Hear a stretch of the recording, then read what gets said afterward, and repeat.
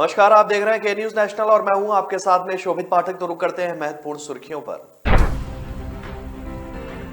London में बोले राहुल गांधी, भारत अभी अच्छी स्थिति में नहीं, भाजपा ने चारों तरफ केरोसिन छिड़क रखा है। यमुनोत्री हाईवे बंद होने से जानकी चट्टी में फंसे वाहन, भड़के श्रद्धालुओं ने सरकार के खिलाफ लगाए नारे। कांग्रेस तो 1984 से ही केरोसिन लेकर घूम रही है, अब भाजपा का राहुल गांधी पर पलटवार।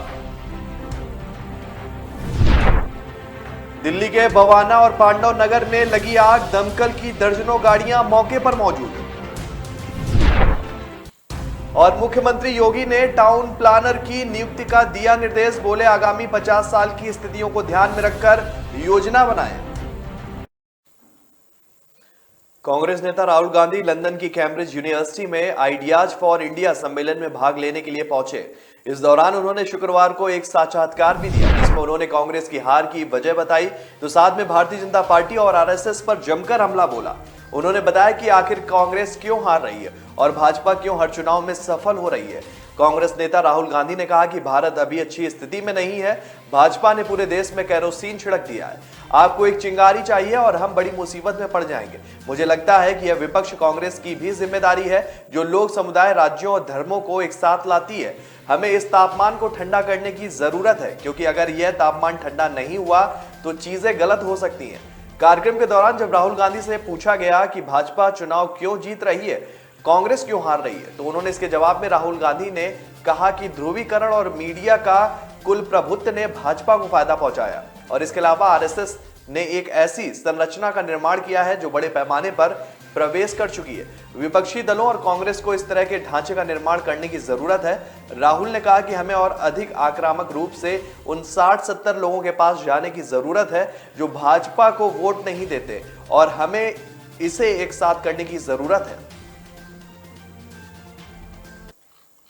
यमुनोत्री हाईवे पर 3 दिनों तक बड़े वाहनों की आवाजाही बंद रहेगी। बीते बुधवार को राना चट्टी के पास हाईवे की सुरक्षा दीवार धंस गई और किसी तरह की इसे आवाजाही लायक बनाया जाएगा, लेकिन हाईवे के फिर धंसने से बड़े वाहनों की आवाजाही पूरी तरीके से बंद हो गई है। शनिवार को यहां 2500 से अधिक श्रद्धालुओं के फंसे होने की सूचना है। लगभग 200 छोटे बड़े वाहन जानकी चट्टी में फंसे हैं। यमुनोत्री धाम के प्रमुख पड़ाव जानकी चट्टी में फंसे यात्रियों से पुलिस प्रशासन और सरकार के खिलाफ जमकर नारेबाजी करते हुए कहा कि हमसे पूछा नहीं जा रहा है, ना ही हमें यहां से अन्य जगह के लिए निकाला जा रहा है। तीर्थयात्रियों के आक्रोशित होने की सूचना मिलने पर यमुनोत्री विधायक संजय डोभाल श्याना चट्टी, राना चट्टी के बीच बंद वाले स्थान पर पहुंचे और अधिकारियों को जल्द हाईवे सुचारू करने के निर्देश दिए। साथ ही श्रद्धालुओं को थोड़ा इंतजार करने की अपील भी की। यमुनोत्री धाम से करीब 18 किलोमीटर पहले श्याना चट्टी और राना चट्टी के बीच यमुनोत्री हाईवे की दीवार धंस गई थी।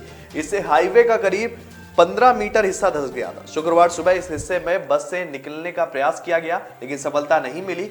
इसके बाद प्रशासन ने अगले 3 दिनों के लिए बड़े वाहनों की आवाजाही पूरी तरीके से रोक दी है। शनिवार सुबह से प्रशासन जानकी चट्टी में फंसे वाहनों को निकालने में जुटा है। प्रशासन ने अगले 3 दिनों के लिए बड़े वाहन की आवाजाही रोक दी है। एसडीएम शालिनी नेगी ने बताया कि मुत्साव के चलते हाईवे सकरा हो गया है और बड़े वाहनों का ऊपरी हिस्सा चट्टान में लगने से आवाजाही संभव नहीं है। लंदन की कैम्ब्रिज यूनिवर्सिटी के आइडियाज फॉर इंडिया सम्मेलन में राहुल गांधी के दिए बयान के बाद भारतीय जनता पार्टी हमलावर हो गई है। भाजपा प्रवक्ता गौरव भाटिया ने प्रेस वार्ता कर राहुल गांधी के साथ साथ कांग्रेस पार्टी पर भी हमला बोला है। गौरव भाटिया ने कहा है कि राहुल गांधी लंदन की कैम्ब्रिज यूनिवर्सिटी की सेमिनार में जाते हैं और वहां जाकर देश की छवि को धूमिल करते हैं। ये आदत हो गई है राहुल गांधी परिवार की कि वे पीएम मोदी से नफरत करते करते भारत माता के खिलाफ ही बयान देने लगते हैं।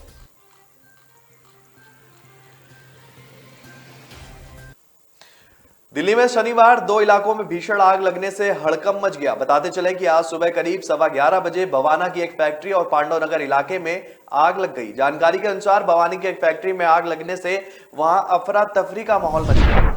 घटना की सूचना तुरंत दमकल विभाग को दी गई, जिसके बाद 7-8 दमकल की गाड़ियां मौके पर पहुंची और आग बुझाने का प्रयास कर रही है। वहीं आग की एक अन्य घटना में पूर्वी दिल्ली के पांडव नगर इलाके में एक दुकान में आग लग गई। दमकल विभाग को इस हादसे की सूचना करीब 11:05 पर मिली, जिसके बाद दमकल की 7 गाड़ियां मौके पर पहुंची और आग पर काबू पाया। दोनों ही घटनाओं में अब तक किसी भी जनहानि की कोई भी खबर सामने नहीं आई है।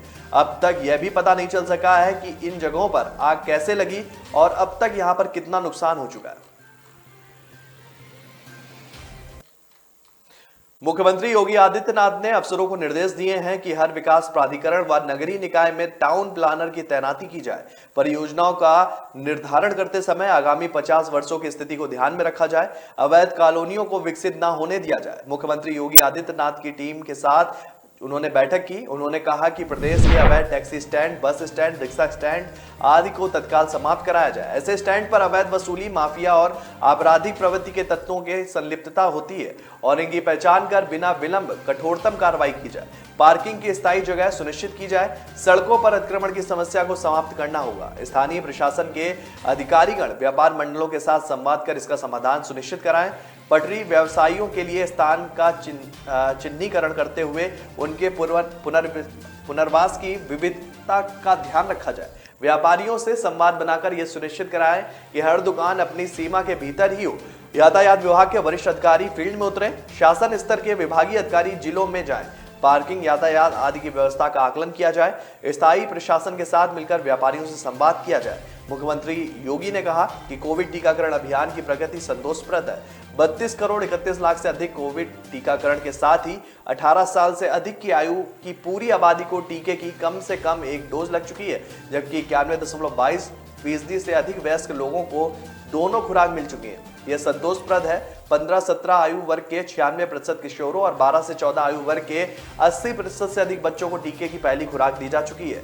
पात्र लोगों को टीके की दूसरी खुराक समय से दिया जाए। 18 साल से अधिक आयु के लोगों को बूस्टर डोज भी जो है दिए जाने में तेजी आ रही है। तो ब्रेक पर जाने से पहले रुक करते हैं महत्वपूर्ण सुर्खियों पर।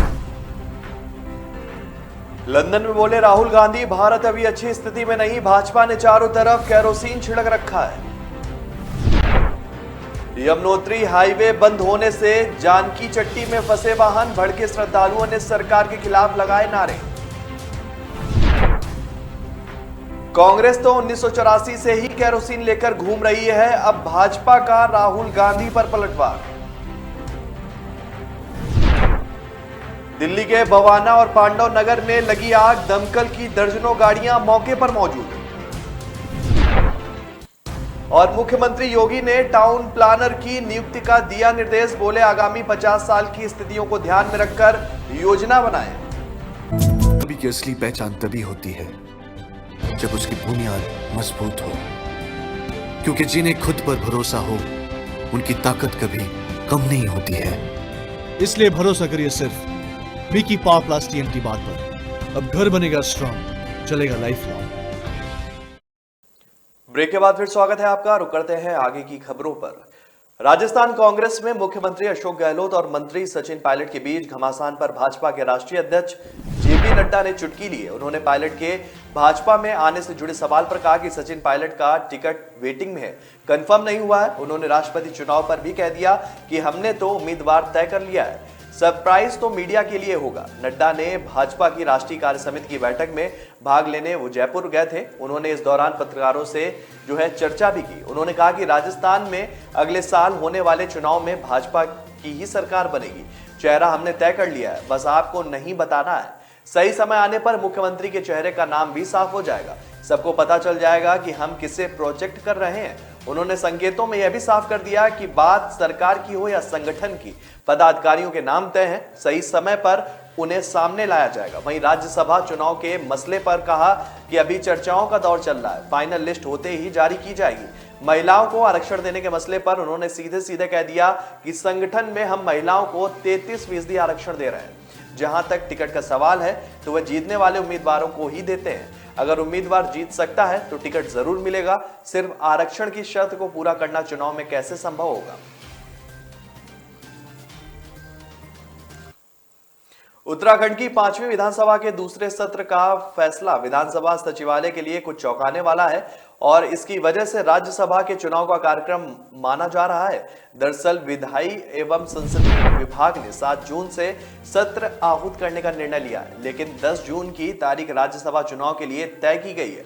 24 मई को चुनाव की अधिसूचना जारी हो जाएगी। हालांकि विधानसभा में मजबूत संख्या बल होने की वजह से सत्तारूढ़ भाजपा को चुनावी डगर जो है बेहद आसान नजर आ रही है, लेकिन यदि किसी सदस्य चुनाव लड़ने की जिद पकड़ लेता है तो राज्यसभा के लिए मतदान की नौबत आ सकती है। ऐसी स्थिति में विधानसभा के सभी सदस्यों को गैरसैंण से देहरादून आना होगा। विधानसभा सचिवालय से जुड़े सूत्रों का कहना है कि राज्यसभा के चुनाव के लिए देहरादून विधानसभा का स्थान तय है और इसकी पूर्व सूचना भारत के निर्वाचन आयोग को भी दी जा चुकी है और इसमें किसी भी तरह के बदलाव की कोई भी गुंजाइश नहीं है। यानी कि राज्यसभा का चुनाव जो है विधानसभा में नहीं कराया जा सकता। यदि मतदान की स्थिति पैदा होती है तो मुख्यमंत्री व मंत्री से लेकर सभी विधानसभा सदस्यों को मतदान के लिए देहरादून आना पड़ेगा। अभी कांग्रेस ने भी अपने पत्ते नहीं खोले हैं कि वह राज्यसभा चुनाव में प्रत्याशी उतारेगी या नहीं। पार्टी के प्रदेश अध्यक्ष करण माहरा का कहना है कि संगठन पार्टी प्रभारी और पार्टी आलाकमान से चर्चा के बाद ही प्रत्याशी का ऐलान करेगा।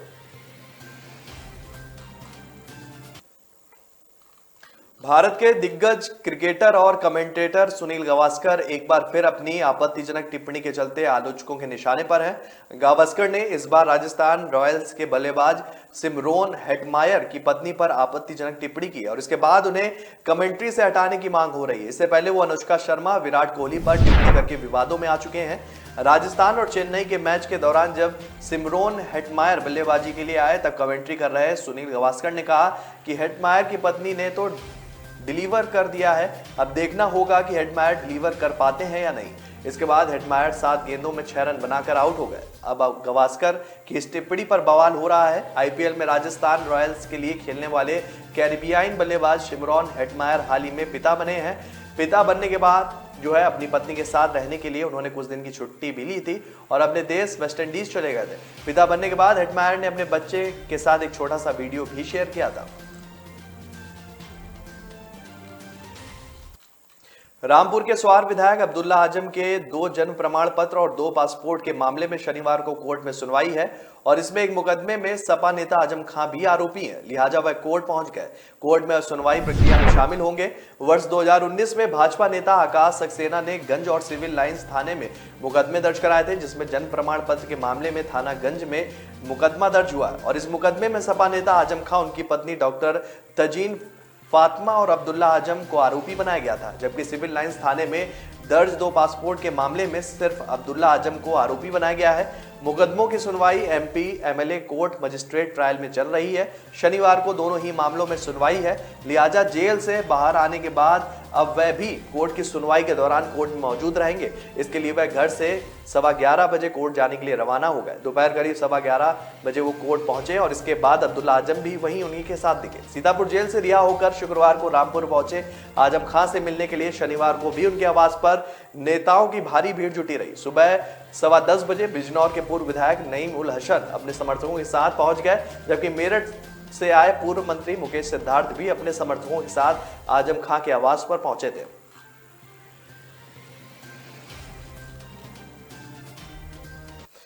देश में पुलिस व्यवस्था का परंपरागत ढांचा बदलने की तैयारी हो रही है। केंद्र सरकार का प्रयास है कि थाना स्तर पर पुलिस को मॉडर्न प्रौद्योगिकी में परंपरागत बनाया जाए और इसके लिए भारतीय पुलिस सेवा आईपीएस के उन अधिकारियों की मदद ली जाएगी जो आईआईटी पास है। उनके तकनीकी ज्ञान की मदद से अपराध रोकने के लिए आर्टिफिशियल इंटेलिजेंस जैसी प्रौद्योगिकी का इस्तेमाल होगा। पुलिस स्टेशन स्तर तक जांच कार्य में सीसीटीवी और स्मार्ट सेंसर का उपयोग किया जाएगा और इसके लिए पुलिस अनुसंधान एवं विकास ब्यूरो आईपीएस अधिकारियों को मदद देगा। दूसरी तरफ केंद्रीय गृह मंत्रालय का भी इस तकनीकी पहल में पूर्ण सहयोग मिलता रहेगा। पुलिस अनुसंधान एवं विकास ब्यूरो मुख्यालय महिपालपुर में गुरुवार को भारतीय पुलिस को स्मार्ट बनाने के लिए प्रौद्योगिकी का उपयोग विषय पर आयोजित डॉक्टर आनंद स्वरूप गुप्ता स्मारक व्याख्यान में बतौर अध्यक्षीय भाषण में केंद्रीय गृह सचिव अजय भल्ला ने यह बात कही। उन्होंने कहा कि पुलिस बलों की क्षमता निर्माण एवं आधुनिकीकरण में बीपीआरएडी और की भूमिका सराहनीय है। राष्ट्रीय सुरक्षा के बदले परिप्रेक्ष्य में पुलिस बलों को बदलती हुई चुनौतियों के अनुसार अपने उत्तरदायित्व को पुनर्निर्धारित करने पर बल देना चाहिए।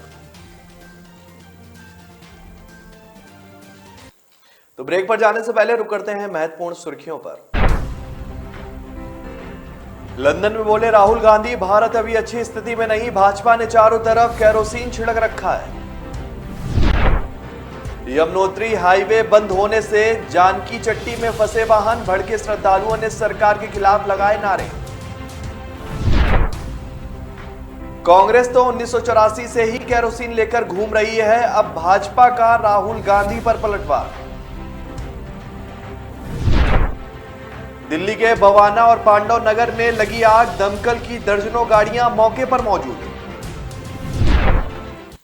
और मुख्यमंत्री योगी ने टाउन प्लानर की नियुक्ति का दिया निर्देश, बोले आगामी 50 साल की स्थितियों को ध्यान में रखकर योजना बनाएं।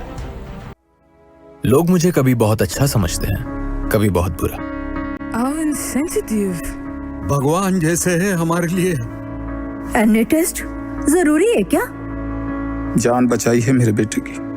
ठीक से देखा ही नहीं, सिर्फ 2 मिनट। लोगों की बातों का असर मैं अपने काम पे नहीं पड़ने देता। मैं जो करता हूं वो अपने पेशेंस के लिए करता हूं। अगर मेरे पास सिर्फ 2 मिनट है तो शायद इसलिए क्योंकि कोई और क्रिटिकल है। अगर मैं 1 से ज्यादा टेस्ट करवा रहा हूं वो इसलिए क्योंकि मेरे ट्रीटमेंट में डाउट की जगह नहीं। अगर मैं स्ट्रिक्ट या इनसेंसिटिव हूं वो इसलिए क्योंकि आपकी हेल्थ सबसे इंपॉर्टेंट है। तो लोग मुझे चाहे अच्छा समझे या बुरा, मैं उनसे कहता हूं थैंक यू, क्योंकि वो मुझे रोकते नहीं बल्कि याद दिलाते हैं कि मुझे मेरे पेशेंट्स के लिए क्या करना है।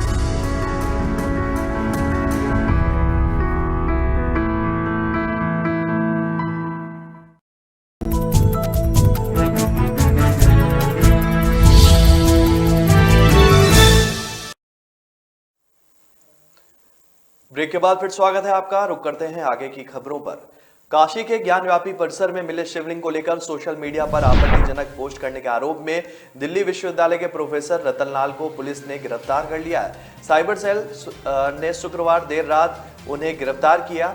इसके विरोध में देर रात स्टूडेंट फेडरेशन ऑफ इंडिया और ऑल इंडिया स्टूडेंट एसोसिएशन ने कथित तौर पर एक सोशल मीडिया पोस्ट के संबंध में हिंदू कॉलेज डीयू में इतिहास के प्रोफेसर रतन लाल की गिरफ्तारी के खिलाफ साइबर पीएस और उत्तरी जिले के बाहर विरोध प्रदर्शन भी किया और सड़क जाम कर दी। प्रोफेसर रतन लाल को ज्ञानव्यापी प्रकरण में एक पोस्ट कर धार्मिक भावनाएं भड़काने के आरोप में पुलिस ने गिरफ्तार किया है। उधर प्रोफेसर के वकील ने इस गिरफ्तारी को नाजायज बताया। पुलिस अधिकारियों ने बताया कि मंगलवार को उत्तरी जिला साइबर सेल को प्रोफेसर के खिलाफ शिकायत मिली थी। आरोप था कि उन्होंने सोशल मीडिया पोस्ट में शिवलिंग को लेकर मजाक उड़ाया था। मंगलवार रात साइबर सेल ने प्रोफेसर के खिलाफ मामला दर्ज कर लिया था। पुलिस ने शिकायत के मद्देनजर प्रोफेसर के खिलाफ तकनीकी साक्ष्य जुटाया और शुक्रवार रात उन्हें मॉरिस नगर से गिरफ्तार किया गया। दरअसल टिप्पणी के बाद सोशल मीडिया पर प्रोफेसर की जमकर आलोचना होने लगी। लोगों ने आरोप लगाया कि प्रोफेसर रतन लाल ने जानबूझकर शिवलिंग का मजाक उड़ाया। घटना के बाद उत्तर पश्चिमी जिले के एक सामाजिक कार्यकर्ता ने उत्तरी जिला के साइबर थाने में प्रोफेसर के खिलाफ धार्मिक विश्वास का अपमान और धार्मिक भावनाओं को आहत करने का आरोप में मामला भी दर्ज करवा दिया था।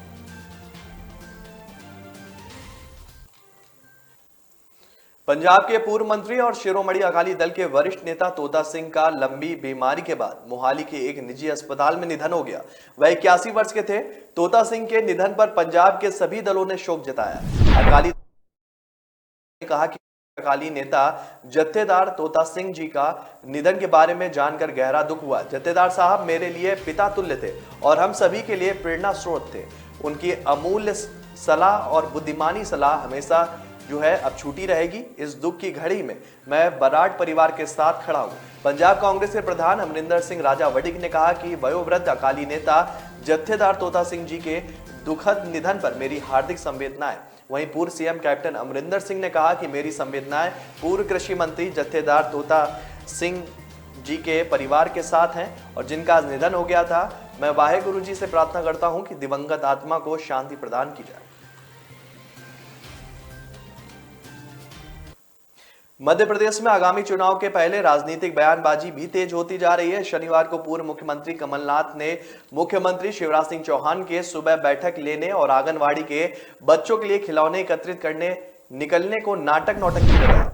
पूर्व मुख्यमंत्री और प्रदेश कांग्रेस अध्यक्ष कमलनाथ ने मुख्यमंत्री के ठेला चलाकर खिलौने एकत्रित करने के सवाल पर कहा कि देखिए कोई ना कोई नाटक नौटंकी उनको करना है। आज वह बिजली की बात नहीं करते, बेरोजगारी की बात नहीं करते, किसान की बात नहीं करते, अब वह ठेला चलाएंगे। अब तो वह समय आ रहा है कि वह परमानेंटली ठेला ही चलाएंगे। सीएम ने सुबह की समीक्षा बैठक के सवाल पर कहा कि उनको तो कोई ना कोई इवेंट बनाना है, मीडिया के लिए हेडलाइन बनना है। उन्होंने कहा कि कुछ भी कर लो, ठेला चला लो, कुछ भी नौटंकी कर लो। वह सोचते हैं कि इससे प्रदेश की जनता गुमराह होगी, लेकिन मुझे प्रदेश के मतदाताओं पर, प्रदेश की जनता पर पूरा विश्वास है और वह अंत में सच्चाई पहचान कर सच्चाई का साथ जरूर देगी।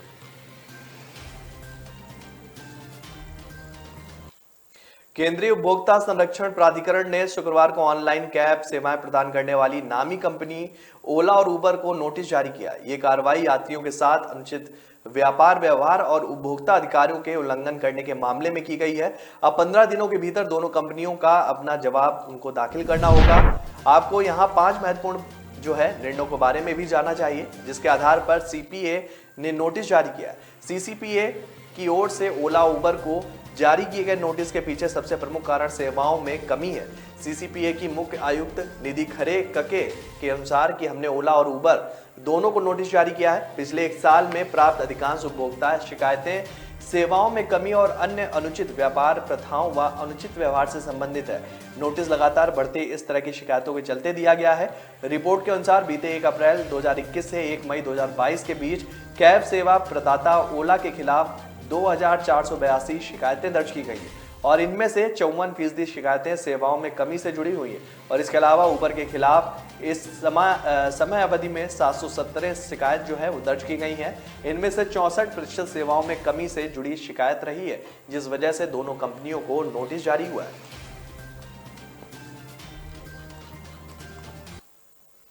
देश के अधिकतर राज्यों में जहां गर्मी से लोगों का बुरा हाल है, वहीं कुछ राज्य ऐसे हैं जहां बारिश के कारण बाढ़ जैसी स्थिति उत्पन्न हो गई है। इन राज्यों में असम, कर्नाटक, केरल, मेघालय और मणिपुर भी शामिल है। इन राज्यों में भारी बारिश के कारण जगह जगह जल जमाव हो गया है। लोगों का घर से बाहर निकलना भी मुश्किल हो गया है।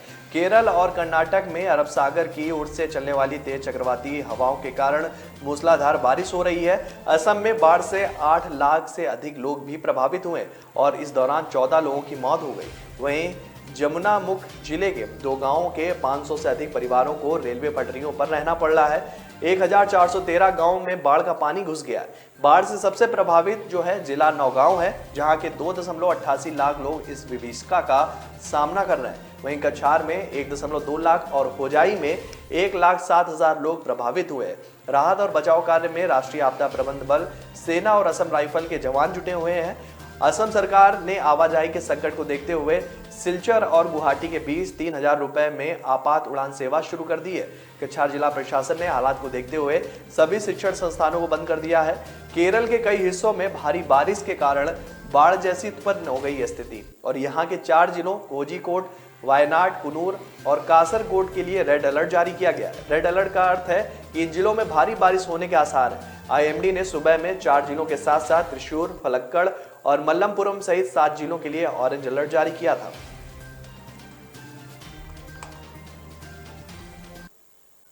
तो फिलहाल इस बुलेटिन में मेरे साथ इतना ही। आगे की खबरों के लिए बने रहिए के न्यूज नेशनल के साथ। तब तक के लिए नमस्कार। लंदन में बोले राहुल गांधी, भारत अभी अच्छी स्थिति में नहीं, भाजपा ने चारों तरफ केरोसिन छिड़क रखा है। यमुनोत्री हाईवे बंद होने से जानकी चट्टी में फंसे वाहन, भड़के श्रद्धालुओं ने सरकार के खिलाफ लगाए नारे। कांग्रेस तो 1984 से ही केरोसिन लेकर घूम रही है, अब भाजपा का राहुल गांधी पर पलटवार। दिल्ली के भवाना और पांडव नगर में लगी आग, दमकल की दर्जनों गाड़ियां मौके पर मौजूद। और मुख्यमंत्री योगी ने टाउन प्लानर की नियुक्ति का दिया निर्देश, बोले आगामी 50 साल की स्थितियों को ध्यान में रखकर योजना बनाएं।